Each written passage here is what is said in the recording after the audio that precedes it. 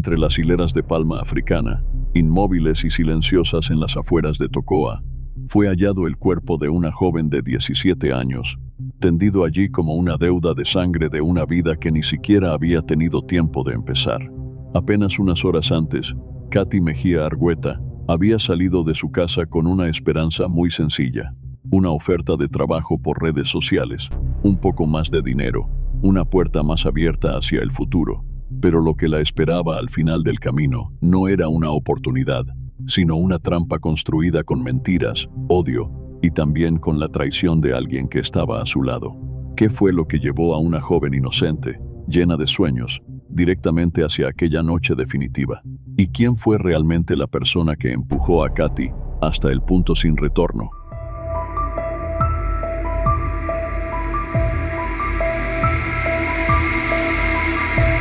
El miércoles por la noche, 15 de abril de 2026, a las 7:25, Katy Mejía Argueta recibió una oferta de trabajo a través de las redes sociales para una joven que intentaba hacerse un nombre como Katy, creadora de contenido, modelo, siempre deseosa de ir más allá de los límites estrechos de Tocoa.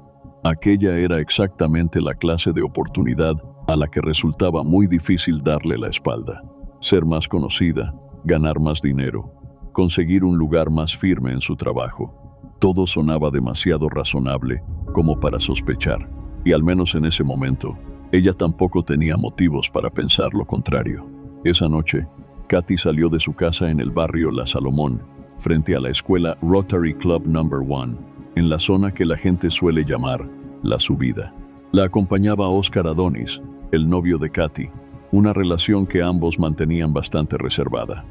Probablemente iban en motocicleta, como si se tratara de una salida normal, pero en algún punto de aquel camino, un automóvil gris ya los estaba esperando. Dentro había al menos 3 personas armadas, individuos que sabían muy bien a quién estaban aguardando. Entonces se escucharon gritos. Los testigos relataron que Katy fue arrastrada hacia el vehículo en medio de la calle oscura. La motocicleta quedó abandonada atrás, mientras Oscar Adonis también fue sometido. En cuestión de minutos, el automóvil desapareció en la noche de Tocoa, rumbo a la zona rural cubierta por plantaciones de palma africana, un lugar donde el silencio había existido durante demasiado tiempo como para ocultar las cosas más crueles. Lo que ocurrió después solo pudo reconstruirse a partir de la declaración del propio Oscar Adonis ante las autoridades investigadoras de Honduras y los medios locales. Catherine Carmiel Mejía Argueta nació y creció en Tocoa, Colón, una de esas zonas de Honduras marcadas por el abandono y cubiertas por la violencia. Allí, el dinero no siempre circula por caminos limpios, la presencia del Estado se siente demasiado débil, y el trabajo honrado muchas veces lucha por mantenerse en pie frente a los engranajes oscuros del crimen. En medio de ese contexto, Katy decidió tomar otro rumbo. A los 17 años, cuando muchas chicas de su edad todavía intentan descubrir quiénes son, ella ya había logrado construir un lugar propio en las redes sociales, algo que incluso muchos adultos habrían deseado alcanzar. Más de 13,000 seguidores en TikTok no eran solo cifras en una pantalla, sino una señal clara de que aquella joven estaba abriéndose camino por sí misma. Casi todos los días, Katy aparecía con bailes, momentos cotidianos y una energía muy joven, muy auténtica. En un lugar donde el futuro suele ser asfixiado demasiado pronto, esa presencia hacía que Katy fuera diferente. Y también hizo que empezara a ser vista cada vez más, de maneras que quizá, en aquel momento, ni ella misma alcanzaba a imaginar del todo. En la pantalla, Katy aparecía en momentos ligeros, inspiradores y llenos de vida, como si todavía tuviera muchas puertas abiertas por delante. El nombre Katy Mazorca, poco a poco, dejó de ser solo un apodo en Internet y se convirtió en una marca propia, una huella que hizo que muchas personas en Tocoa y en todo Colón la recordaran. Pero Katy no vivía de vistas vacías. Ella trabajaba de verdad. Era edecán, promocionaba marcas y productos locales y también modelaba para algunos negocios de la zona. En Honduras, ese trabajo no consiste solo en pararse frente a una cámara o sonreír para unas cuantas fotos.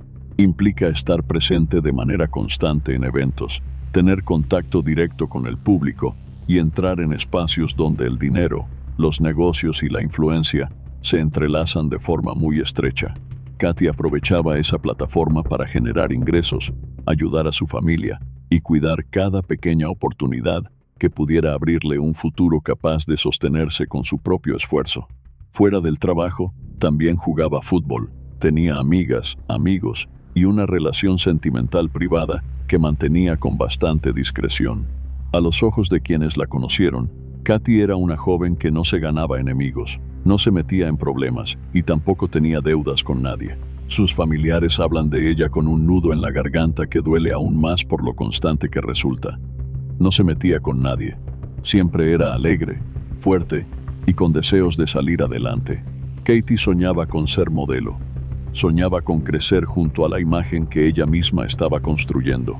Pero también desde ahí, entre una vida digital luminosa y la dura realidad de la zona de Laguán, aquella presencia empezó a tener dos caras. En un lugar donde ser vista podía ser una oportunidad, pero también una desgracia. El hecho de que Katy fuera cada vez más visible terminó convirtiéndola, sin que ella lo supiera, en un nombre fácil de señalar. Fue precisamente esa presencia la que convirtió a Katy en un objetivo, no porque ella tuviera realmente algún poder en sus manos, sino porque alguien creyó que lo tenía. Las últimas publicaciones de Katy en redes sociales, compartidas apenas unas horas antes de que desapareciera el 15 de abril de 2026, todavía mostraban a una joven conectada con el presente, con sus seguidores y con esos sueños tan normales de la juventud. En una descripción de TikTok, escribió una idea sencilla, que algún día aparecería una persona que le diría: «Eres complicada, sí, pero vales la pena». Una frase ligera, muy de la vida cotidiana, muy parecida a la Katy que se veía en internet, cercana, un poco romántica y suficiente para dejar ver a una joven que todavía creía en el futuro. Nadie que leyera esas palabras en ese momento podía imaginar que, apenas unas horas después, Katy Mazorca sería arrancada de su propia vida. Y lo que dio inicio a esa muerte no fue un disparo, sino una mentira iluminada en la pantalla de un teléfono, una falsa oferta de trabajo, una promesa de dinero, oportunidades y un camino para llegar más lejos, cuando en realidad no era más que una trampa envuelta precisamente en aquello que ella más deseaba. Para retroceder hasta el origen del caso que le arrebató la vida a Katy, hay que volver exactamente 35 días antes, a la noche del 10 de marzo de 2026. En el centro de Tocoa, a solo unos metros de la alcaldía municipal, Joel Funes Mejía, un hombre de unos 30 años, dueño de una pequeña barbería, cayó abatido dentro del propio negocio que había levantado con esfuerzo. Hombres armados irrumpieron sin una sola advertencia y dispararon una y otra vez, apagando en cuestión de segundos el sueño que él había construido con dinero, sudor y sacrificio. En 2025, Joel fue deportado de Estados Unidos, un giro demasiado conocido para millones de hondureños. Dejar su tierra para ganar dinero, intentar construir un futuro en otro país, y luego ser obligado a regresar para empezar de nuevo casi desde cero. Joel también recorrió ese camino. Al volver a Tocoa con lo poco que le quedaba en las manos, abrió una pequeña barbería en pleno centro de la ciudad. No era algo lujoso ni ostentoso, solo un negocio honrado, donde estaba guardada la esperanza de un hombre que quería rehacer su vida. Sus clientes habituales lo recuerdan como alguien trabajador, decente y con muchos planes, todavía pendientes. El local estaba en una zona con cámaras de seguridad, en un punto bastante visible. Por eso, el hecho de que unos desconocidos entraran a disparar allí difícilmente podía entenderse como un robo improvisado. Parecía más bien un mensaje lanzado a tiros en medio de la ciudad. La policía llegó, acordonó la escena, tomó declaraciones, recogió indicios y revisó las cámaras. Pero después, todo se hundió en el silencio. Pasó más de un mes y el asesinato de Joel Funes Mejía seguía atrapado en un callejón sin salida. Nadie había sido detenido. No había sospechosos oficiales, ni una sola respuesta capaz de aliviar a quienes quedaron atrás. Y en lugares como el Laguán, cuando la justicia no llega a tiempo desde el Estado, ese vacío casi nunca permanece vacío por mucho tiempo. Joel dejó atrás a Abigail, su pareja, una joven de unos 21 años. Mientras la investigación parecía no avanzar, Abigail y las personas más cercanas a Joel comenzaron a armar su propia versión de la verdad, alimentada por el dolor, la rabia y también por los rumores de la calle, esos que pueden bastar para encender el odio, pero nunca para sostenerse con firmeza ante un tribunal. Y en esa versión, el nombre que terminó siendo empujado hacia la luz fue el de Katy Mazorca, la joven de 17 años con miles de seguidores en TikTok. Su nombre empezó a mencionarse cada vez con más claridad. Katy Mazorca, la joven con miles de seguidores en TikTok. Pero lo aterrador era que la lógica detrás de esa acusación nunca había sido demostrada ante ningún tribunal. La familia de Katy la negó con firmeza, porque para ellos se trataba de una acusación infundada, cruel y peligrosa. El problema era que, en Colón, la verdad no siempre llega antes que la condena. Dentro de esa ley silenciosa que domina muchos conflictos en esta zona, las pruebas a veces pesan menos que los rumores, y la sospecha, una vez que echa raíces, puede transformarse rápidamente en una sentencia. Y fue justo entonces cuando la maquinaria de la venganza comenzó a moverse. La muerte sin respuestas de Joel Funes Mejía no se quedó solo como un caso abierto, sino que arrastró consigo una tragedia todavía más fría. El silencio del sistema no fue únicamente un fracaso de la justicia, también se convirtió en la chispa que encendió todo lo que ocurrió después. En un lugar donde el dinero, el dolor y el poder informal suelen hablar más fuerte que la ley, Abigail y quienes estaban de su lado llenaron ese vacío con una decisión despiadada. Si nadie iba a pagar por Joel según la justicia, entonces alguien tendría que pagar a su manera. Y apenas unos días después, la noche del 15 de abril de 2026, la trampa contra Katy Mejía Argueta empezó a cerrarse con un mensaje enviado por redes sociales. Cuando Oscar Adonis decidió hablar, lo que estremeció a muchos no fue solo el contenido de su declaración, sino la forma en que relató todo, como si estuviera narrando una pesadilla preparada de antemano. Adonis dijo que, antes de salir junto a Katy, él ya había sido interceptado.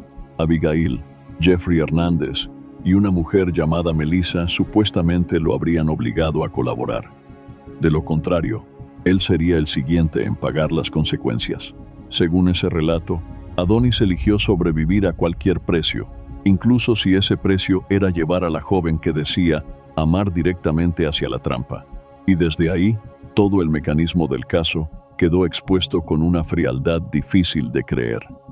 La falsa oferta de trabajo era el anzuelo, y la presencia de Adonis al lado de Katy fue lo que hizo que ella no sospechara ni intentara regresar. Solo eso bastó para que el plan funcionara sin tropiezos. El engaño a través de una pantalla, la traición desde la cercanía y la violencia esperando al final del camino. Lo más aterrador es que no se trató de un acto impulsivo. Quienes estaban detrás sabían quién era Katy, conocían lo que ella estaba persiguiendo, sabían que el dinero y una oportunidad laboral podían hacer que una joven de 17 años creyera que la puerta frente a ella era el futuro, cuando en realidad era el final del camino. La mañana del 16 de abril de 2026, Catherine Mejía Argueta fue encontrada en una zona solitaria cerca del desvío hacia el nuevo Hospital San Isidro, en las afueras de Tocoa. Un campesino y varios niños que recogían leña fueron los primeros en descubrirla entre las silenciosas plantaciones de palma africana.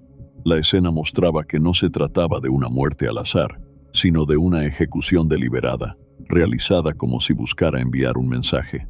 Menos de 24 horas después del hallazgo del cuerpo, las autoridades hondureñas confirmaron que la investigación había avanzado con una rapidez poco común, como si bastara con que un solo eslabón hablara para que toda la maquinaria detrás del crimen quedara al descubierto. A partir de la escena y del cuerpo de Katy, las autoridades lograron identificar rápidamente a los principales sospechosos. Dijeron haber utilizado, al mismo tiempo, evidencia técnica, indicios científicos, declaraciones de testigos protegidos y fuentes de inteligencia para reconstruir todo el recorrido del caso. Pero detrás de esa velocidad de investigación poco común, había un eslabón especialmente importante: Oscar Adonis, el novio de Katy, quien al final terminó abriendo todo el telón. Cuando Adonis declaró ante los investigadores de la DPI y apareció frente a los medios hondureños, lo que contó dejó a muchas personas paralizadas. Según esa declaración, la noche del 15 de abril, en la zona de las plantaciones de palma africana, Abigail y Melissa fueron quienes sometieron directamente a Katy, mientras que Jeffrey Hernández fue identificado como el hombre que le arrebató la vida. Adonis dijo que él permaneció retenido dentro del vehículo, obligado a presenciarlo todo, y que también fue amenazado con morir si no obedecía. Él afirmó que fue forzado a participar en cosas que no quería hacer. Pero para las autoridades investigadoras, esa justificación no bastó para borrar su papel dentro de la trampa que terminó cerrándose alrededor de Katy. En poco tiempo, la policía detuvo a 3 personas señaladas como los principales responsables. Abigail, de unos 21 años, considerada la presuntamente detrás del plan por la rabia surgida tras la muerte de Joel Funes. Melissa, acusada de participar en el sometimiento de la víctima, y Jeffrey Johan Rodríguez Hernández, de 21 años, identificado como quien habría ejecutado directamente el crimen. El 18 de abril de 2026, un cuarto sospechoso, un hombre de 23 años, residente en Tocoa, también fue detenido bajo cargos de asesinato, privación ilegal de la libertad y robo con violencia. En cuanto a Oscar Adonis, pese a su declaración de que había sido obligado, también fue acusado como cómplice. Para la justicia hondureña, su presencia dentro de aquel plan ya no podía ser tratada como un detalle secundario. Todos los detenidos quedaron bajo prisión preventiva en espera de juicio. En particular, los 3 primeros sospechosos fueron trasladados a la cárcel de Olanchito, lejos de Colón, de manera deliberada. Aquello no fue solo una medida de seguridad para impedir la intervención de grupos locales, evitar posibles interferencias en el expediente o prevenir intentos de rescate desde el exterior. También dejó ver que las autoridades entendían muy bien el tipo de caso que tenían entre manos. Un crimen ocurrido en una zona donde el dinero y las redes de poder oculto pueden infiltrarse en cualquier parte, comprar a unos, amenazar a otros y torcer incluso el proceso judicial si encuentran una oportunidad. Por eso, separar a los sospechosos de Colón fue también una forma de afirmar que, al menos esta vez, el Estado quería que el caso llegara a los tribunales sin ser bloqueado a mitad del camino. Y al menos en esa primera etapa, la respuesta de las autoridades llegó con la suficiente rapidez como para dejar clara una cosa. La muerte de Katy Mazorca no fue una tragedia caída de la nada. Nació de una tierra concreta, de una historia concreta y de una lógica de violencia que lleva décadas echando raíces en el Valle del Aguán. Para entender por qué una venganza así pudo ocurrir en Colón, hay que mirar más profundo hacia ese lugar, hacia la manera en que el dinero, el poder y el miedo han funcionado durante demasiado tiempo como una especie de justicia paralela. En el Aguán, el poder y la muerte nunca han sido asunto de un solo momento. Están ahí desde hace generaciones, como una sombra ardiente que nunca termina de apagarse. Este valle es una de las zonas con los conflictos por la tierra más violentos de Honduras.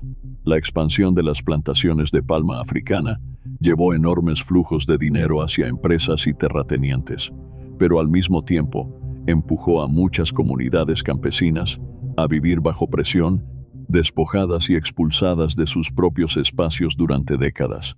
De esos enfrentamientos, más de 200 campesinos han sido asesinados en distintas etapas del conflicto, y la mayoría de esos casos siguen hundidos en el silencio, sin que nadie haya pagado por ellos.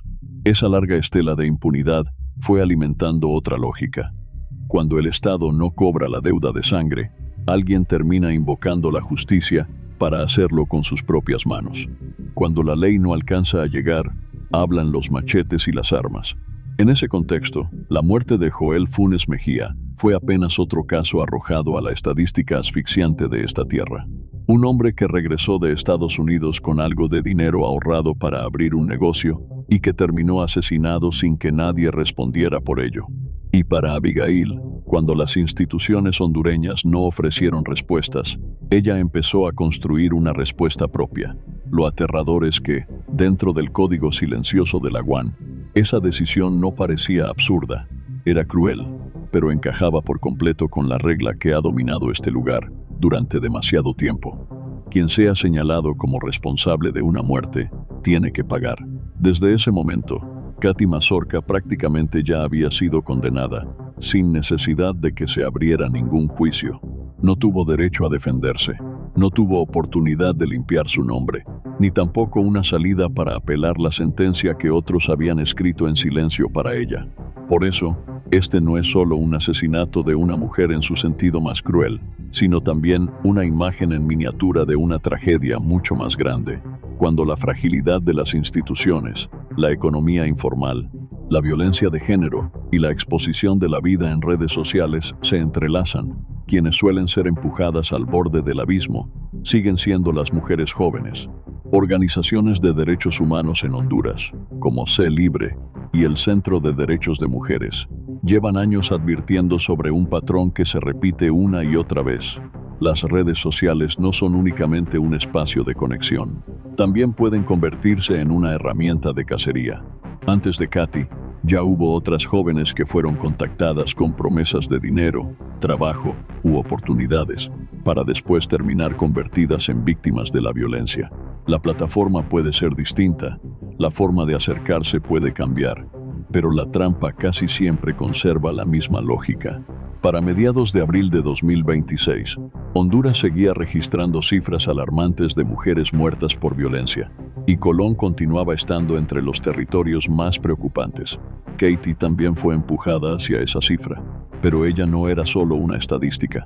Su caso sacudió las redes sociales porque obligó a muchas personas a enfrentarse a una pregunta demasiado dolorosa.